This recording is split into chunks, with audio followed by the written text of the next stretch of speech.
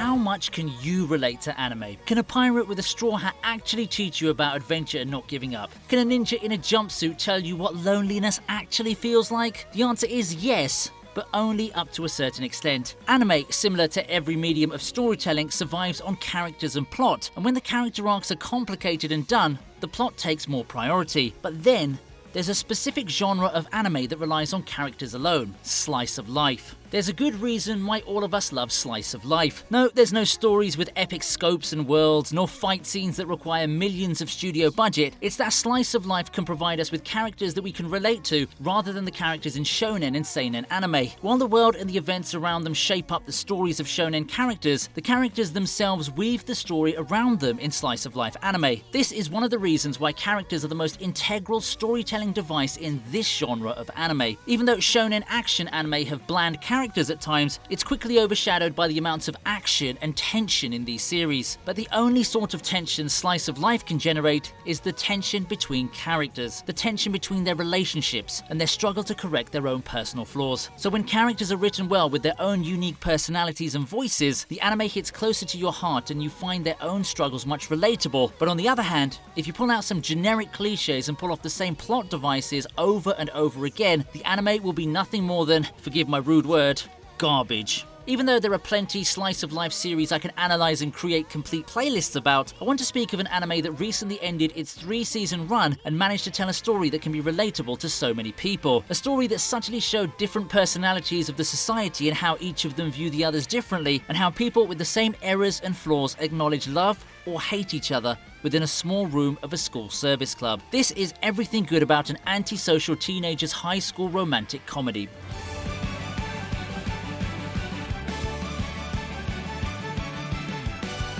When I first started watching Oregairu, or My Teen Romantic Comedy, I thought it would be the same as many light novel adaptations out there. I mean, it has the basic light novel adaptation starter pack, the anime with the weirdly long title, a protagonist who doesn't have friends, a high school setting, and of course, the rather cheerful mentor and cold-hearted girl. We have Hachiman Hikigaya, a socially outcast student and a boy who has no friends at all. He sits in the corner of the class eyeing every other student who's now with groups of friends. With his dead fish eyes, he stares at each of them and constructs a social commentary based on their personality. He tells youth is a lofty word created by hypocrites and there's nothing enjoyable about it. Yes, he isn't one of the prettiest faces to see in the anime, but ironically, this is also what makes us like him. We see his own flaws. He's antisocial, pessimistic, proud in a certain way, and his social perceptions are biased on his own situation. During Hachiman's first day at school, he was met with an accident while trying to save a puppy, and by the time he arrived at school, other students had already made cliques, leaving him isolated and alone. This is what gives birth to his rather cynical outlook towards the world. おいおいマジかよ。何この展開。ふと甘酸っぱい思い出が蘇る。 Then you've got the main female character of the story, Yukino Shita, a cold-hearted girl nicknamed the Ice Cold Beauty due to her rather proud demeanor and callous attitude. The girls in her class hate her due to both her talent and her beauty. She has no friends at all due to her twisted sense of noblesse oblige, and now she considers herself as a mentor that needs to direct other people to a path of righteousness. If you haven't noticed by now, it's her own twisted pride that keeps her from moving forward. こんにちは。もう来ないかと思ったわ。もしかしてマゾヒスト?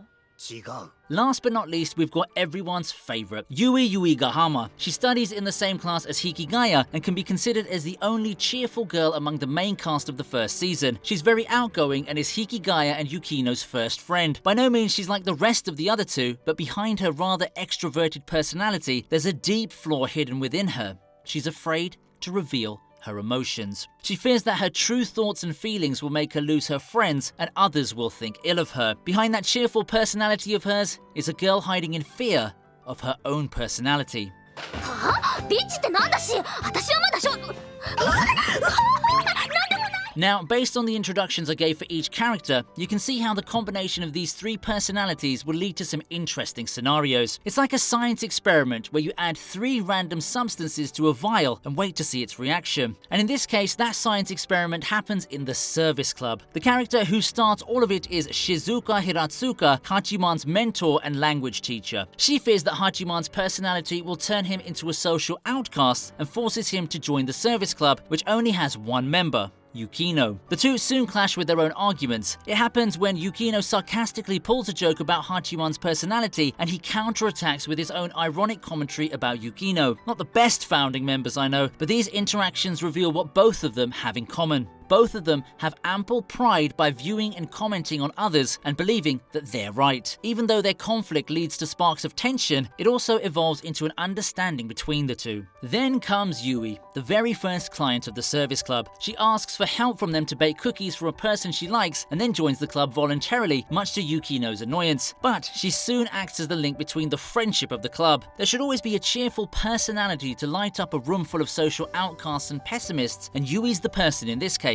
But that's not without her own issues. As I mentioned, Yui has trouble revealing her true emotions due to her fear of losing friends, which is completely the opposite of Yukino and Hachiman, who blurt out whatever they want without thinking twice. 何その言い方。別に普通のこと言っただけだろ。実際しつこかったしうざかった。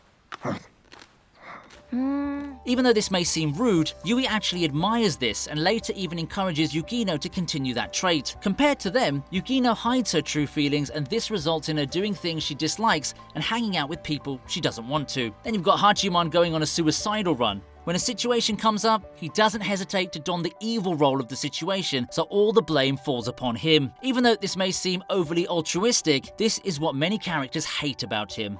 What's so great about each of these characters is that in the end, all of us pity them. For example, I genuinely pitied Yui Gahama for not being able to express herself. I hated when Hachiman had to be the one to take the blame for the actions of the other characters, and most of all, I hated it when others looked down on Yukino and ignored her, even when her end goal was to help others. As I mentioned in the beginning of the video, the main interesting factor of slice of life anime is its cast of characters, and my teen romantic comedy gives us a cast of characters we can relate to. Perhaps you're an introvert who can relate to Hachiman, or perhaps you're a person who hides their true emotions inside and brings out a fake attitude just so you can fit in with others, then you're more like Yui Gahama. And if you're nothing like that, you may be a genuinely straightforward person who spills out the truth without thinking twice. This isn't to be rude to another person or to be callous, but you want to tell what you feel without hiding it. Even if you're none of these personalities, you may have met someone with these traits. We differ much from each other as humans. If you collect 10 people from anywhere in the world, I can assure you that all of them will have distinct personalities to each other. And these different personalities give rise to tensions and conflicts as we're all focused on thinking that we are the right ones. My teen romantic comedy goes over such tensions and tells in the end what matters is accepting each other, understanding yourself and others around you, and correcting your own flaws as you move along.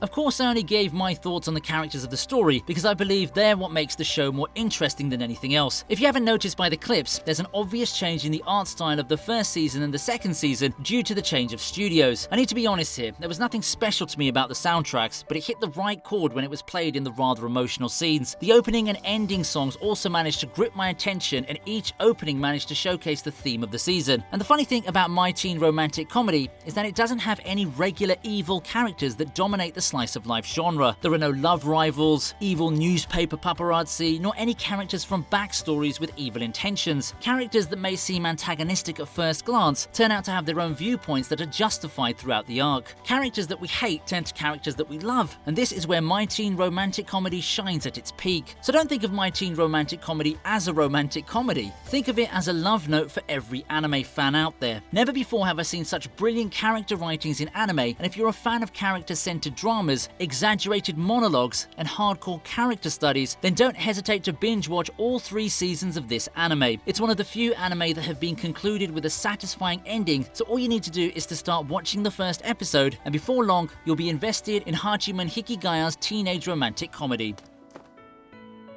Bye bye, Hiki. Did you enjoy this video? I hope that there are fans who finished the anime out there as well, so let me know down below in the comments what you liked about the anime. Without spoilers, of course. And if you want to see more anime recommendations like this, don't forget to hit the subscribe button along with the bell notification. Hope you have a wonderful day, anime fans, and I'll see you in the next video.